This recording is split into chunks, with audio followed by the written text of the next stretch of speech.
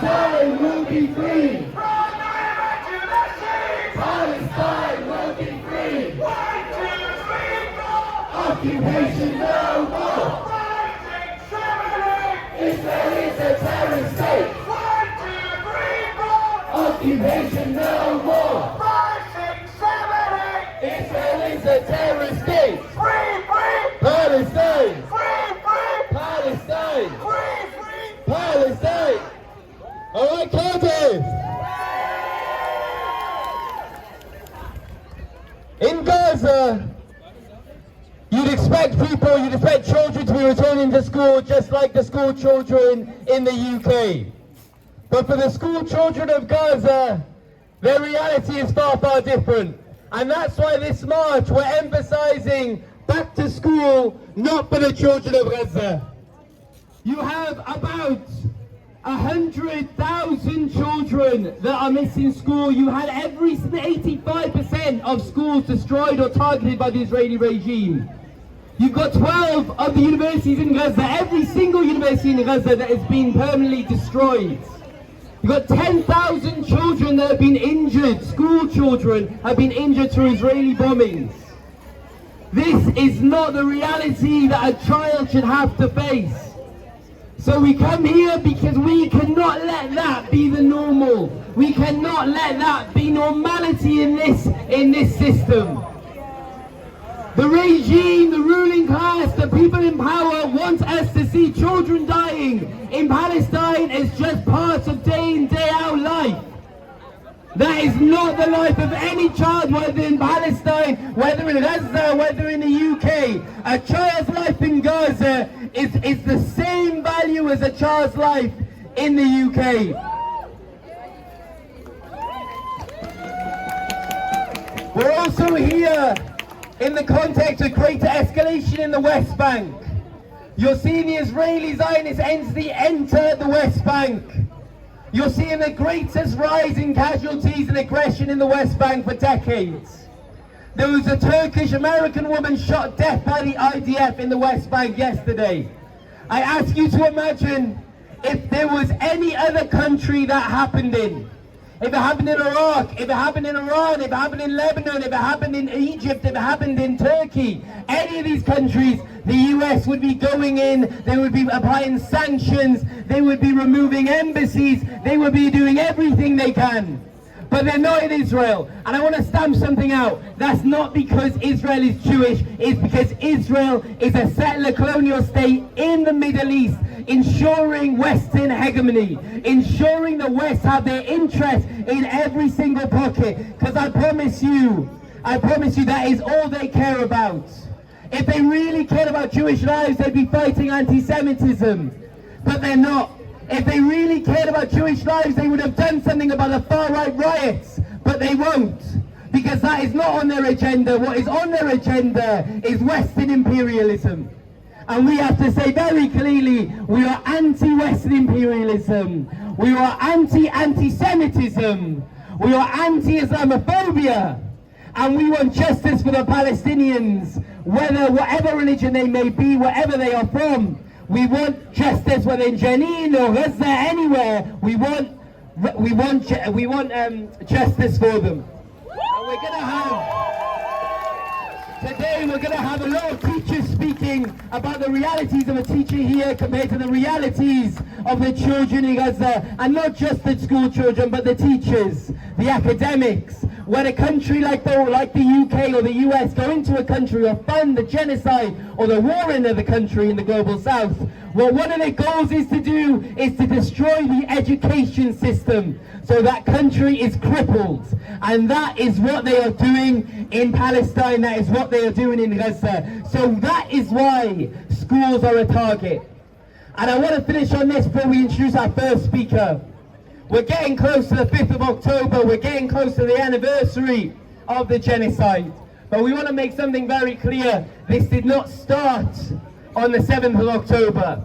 This started prior to 1948. You're talking about a massacre in 1936. But this happened a long, long time ago. This has just been the ebbing and creeping towards genocide, and now we are again in the second Nakba. So on the 5th of October, we want it to be as big as possible. And because of great work by people here, Sharifa and Shaz, we have the Red Line. The Red Line, I'm not sure people know about it. The historic Red Line, a kilometer-long Red Line that was first unveiled in Washington when Joe Biden said, if the IDF go into Rafah, that is our Red Line. And then he did nothing about it, so the people said, we are the Red Line. And they encircled the White House. That Red Line made its way to Bournemouth, a twin city. Then it went to Bristol, then it went to London. And on the 5th of October, it will be in Cardiff. So we want so many people, frankly, just to talk numbers, we need about 1,000 people. Because it's about a kilometer long and you need to be a person on each side. So please, we need as many people as possible. So please get as many people you know to come to this march on the 5th of October. Talk about what's going on. The plight of the Palestinians has not ended. Justice has not been served. They want us to forget about what's happening. They want to make genocide normality in our system. But we cannot allow that to happen. We have to keep marching. We have to keep boycotting. We have to keep talking to people about this. So please, on the 5th of October, please turn up in your masses. Okay, I'm going to introduce our first speaker. Her name is Zainab. She's been on the marches since the beginning. She's been here, she's spoken, she's argued for Palestinian resistance, freedom, and she is a school teacher who has been teaching children for a long time now, and she can see the difference in how her children that she sees beginning their lives in education, meeting people, learning new subjects, learning knowledge that will help them throughout their lives. She has seen the children being massacred in Gaza. And she's had enough, and she's speaking here today. Zainab, where are you? There you are. Free, free, Palestine! Free, free, Palestine! Free, free, Palestine! Right guys, so as I started my teaching career, I soon realised that it's not just about just education. It's about the children making new friends. It's about making sure they're okay, making sure that things get done to whatever they need to do. Things like making, oh guys, I'm just,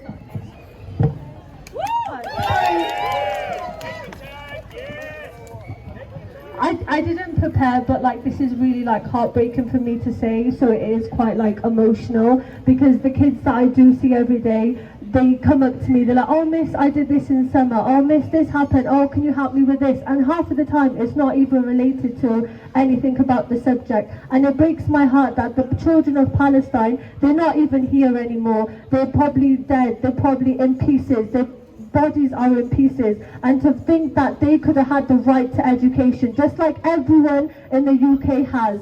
And I know by teaching that the younger generation that they don't just want to like go to school to have a good time, they want to learn, they want to be able to get a qualification. And it hurts me the most because they enjoy coming to school, they enjoy being able to say, oh, this happened, that happened, but people in Palestine, the children of Palestine don't have that, and it's completely heartbreaking to see that, and it's just heartbreaking. And I know I'm messing up my words, but it is a lot to think that if I was a teacher in Palestine, knowing that half of my students are now dead, or even if I was to be dead over what Israel killing us for over a piece of land, it's just truly heartbreaking. And that's why we keep going for the people of Palestine. We keep going for the children of Palestine, because they have dreams, they have hopes, they have ambitions. They want to grow up and become doctors, engineers, anything that their heart desires, but that has been taken away from them. They wake up dreaming, I hope that I eat today, I hope that I'm able to see my mother alive today, I hope that I'm able to see my brother come home today or not dead by something. And it's truly heartbreaking, and it's so nice to see so many young people, so many children here that will fight for those children in Palestine. So thank you guys.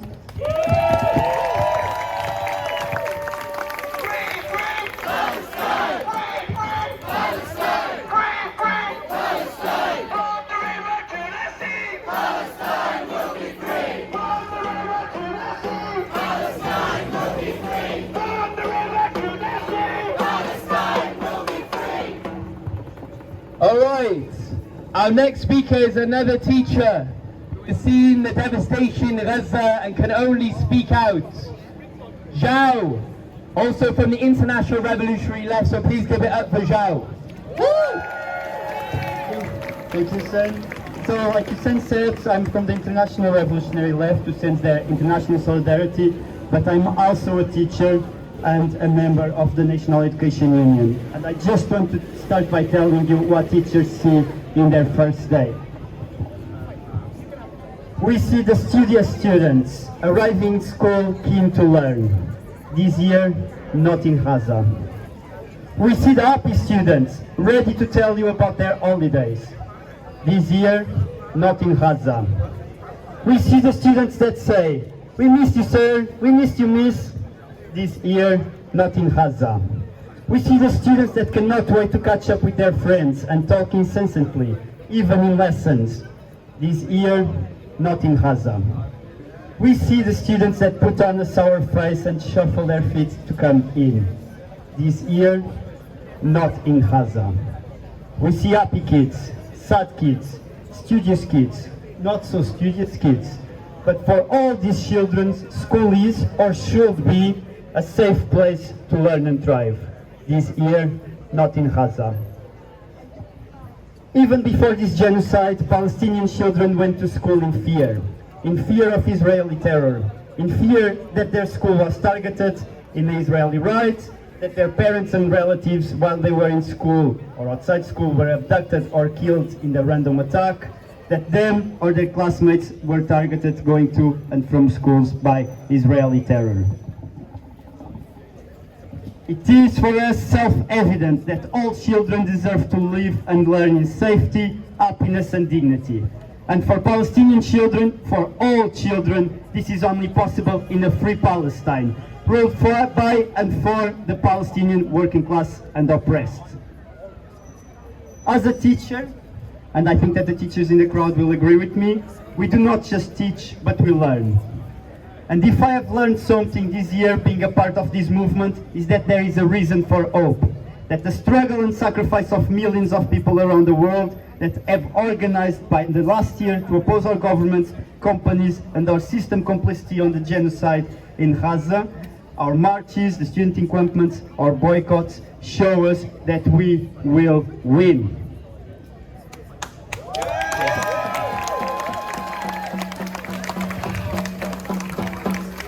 And students are a fundamental part of that. We have seen what the Cardiff students have achieved this year, what the Swansea students have achieved. In the Spanish state, the Sindicato de Estudiantes, the biggest students' union in Spain, have called the general student strike for the 27th of September to fight back against the complicity of the Spanish state and capitalists' support for genocide. People were victimized and wrongfully arrested, like our Cardiff 19, like Corbina, but we remain unbowed. This shows that we have the power to defeat Israeli terror and the system that engenders it. The system that fosters terror, the capitalist system that fosters terror, racism, sexism, Islamophobia, anti-Semitism, and we will create a new world where all children will be able to learn and thrive in safety, dignity and happiness.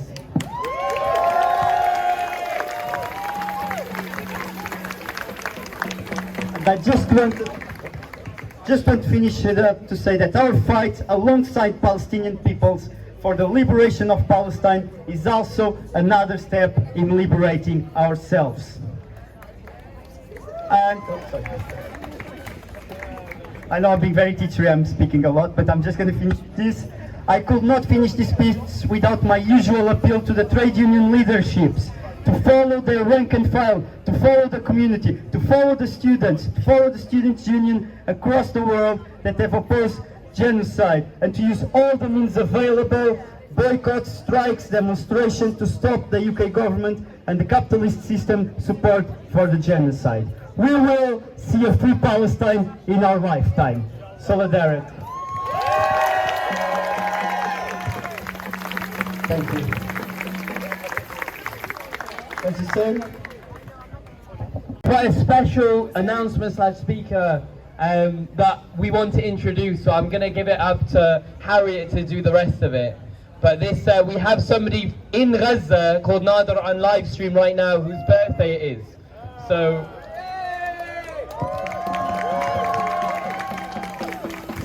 I want all of you to turn and face Nader right now, who is in Gaza. Nader is with his lovely wife Doha, and prior to the current onslaught in Gaza, they were seeking IVF in Egypt, and obviously that has currently stopped. They are currently raising money to be able to continue that journey.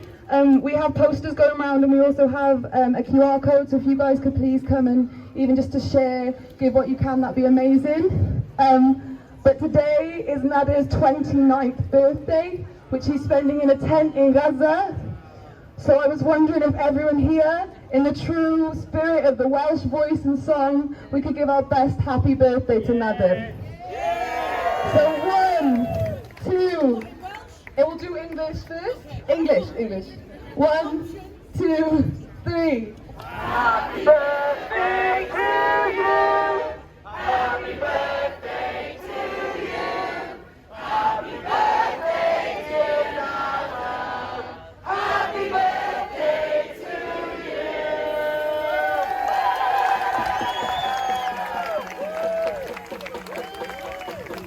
Thank you so much, everyone. Literally, I'd miss one more time. From the river to the sea, Palestine will be free. from the river to the sea. Palestine will be free. Thank you.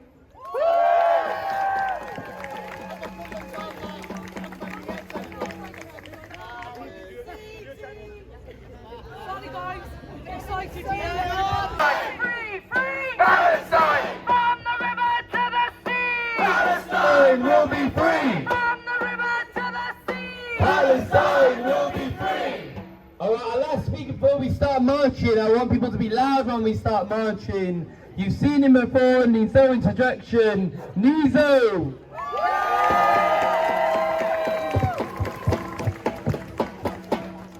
Assalamu alaikum, good afternoon, Cardiff! Today is the 7th of September. Today is exactly 11 months since Israel launched their latest Nakba, their latest genocide, their latest attempt to exterminate the Palestinian people. And today, 11 months on, the people of Cardiff, the people of Wales, the people of the world have come out to say that we stand with Palestine and we will not stop until Palestine is liberated from the river to the sea. Now yesterday I was on a very interesting panel that was organized by Cage International. I was on a panel with other people that have been arrested for expressing their concerns against this genocide. Now if you know a lady called Aisha J or Aisha Jung, who was arrested on the 28th of November for holding up a sign, and for 6 months there was an investigation, criminal proceedings against her. Obviously no further action because there was no crime committed. But one thing she said yesterday really resonated with me, and I hope it resonates with you. She said that at one of the protests in London there was a Buddhist monk, and the monk came up to her and he said, "You might not see the fruit of your protests. You might not see any results in the protests, but know that these protests are laying the foundation for something bigger, for something to happen.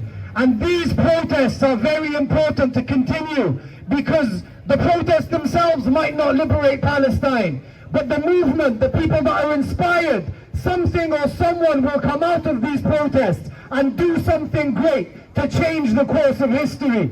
And we know that liberation is a promise. We know that Palestine will be liberated. We know that Palestine will never be erased. We know that we will keep fighting and keep standing for the liberation of Palestine, for Congo, for Sudan, for Yemen, for everybody across the globe that is oppressed. And this movement is important and vital to remind people, to remind our corrupt leaders, to remind the authorities and the police that we stand for truth, we stand for justice, and we will not be intimidated. When you believe in something truly from the bottom of your heart, Nothing can intimidate you, nothing can stop you, and nothing can deter you. So my message today is very short and very sweet. Keep coming out. We have a huge demo on the 5th of October, which is the Saturday, that will commemorate 1 year since the genocide started. And we have the famous red line that will be here draped in the streets of Cardiff. How big is the red line? 500 meters. This red line covered the White House in Washington. It's been in London. It's been all over the world. And on the 5th of October, it's coming to Cardiff. Why? Because we are the red line. We are the barrier between the extermination of Palestinians and justice. So as always, everyone, we want you to be loud, we want you to be angry, we want you to be passionate, and we want everybody in the streets of the Welsh capital to know that we are not going anywhere until the genocide ends, until the occupation ends, and until, inshallah, one day we can all go and visit a free Gaza, a free Al-Aqsa, a free Jerusalem. Free, free! Palestine! Free, free! Palestine! Free, free! Palestine! Gaza, Gaza, don't you cry! We will never let you die! Gaza, Gaza, don't you cry! We will never let you die! Brick by brick! Wall by wall! Israeli apartheid! Has to fall! Brick by brick! Wall by wall! Israeli apartheid! Has to fall! Big banners, big flags at the front. You know the drill, let's go. Loud. Safety is paramount. We don't need to do the safety check, you know. No comment, don't give your information, don't talk to the police, and do not give them any information. Let's go, let's keep protesting peacefully on March for Palestine.